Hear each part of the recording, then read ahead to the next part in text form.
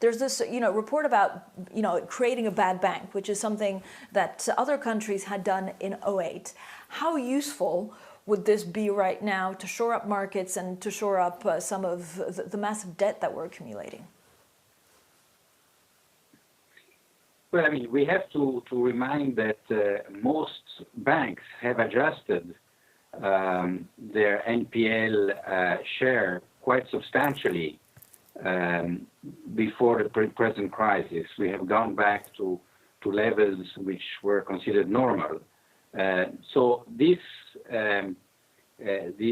proposal, I think, affects only a small portion of European banking system that has still higher NPL ratios compared to what is to be considered normal, so only in certain banks and certain countries. So I would not consider this as a systemic package because most banks have enough capital to address the new wave of NPL which may arise from this crisis.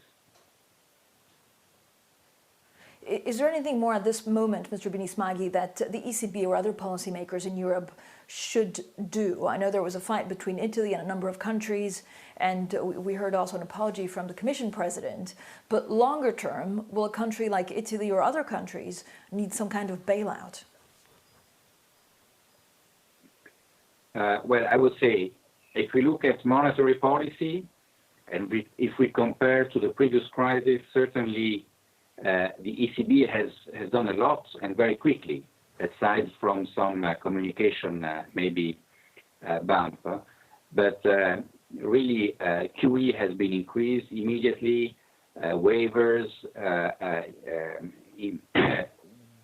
the collateral framework, the direct lending to the banks. I think really there is a dramatic change from the previous crisis. Now, coming to fiscal policy, there also the reaction has been quite relevant, but it has taken place mainly at the country level, country by country. Now, the big issue is there a European package as a whole? And that's what's going to be discussed this week on the 23rd. And there are some elements of this package which are being put together, and the negotiations are going on. I think there are fears in Italy, at least, that some of the facilities which have been built will require conditionality that will lead a new austerity wave in Italy.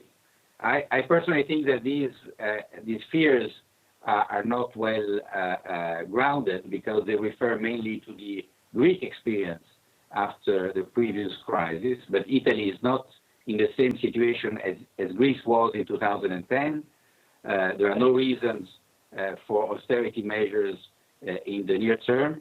So I am quite confident that in the end they can find a package that can address both the short-term concerns but also a recovery program with investments that will lead Europe out of the crisis to grow back in the medium term to a higher growth potential.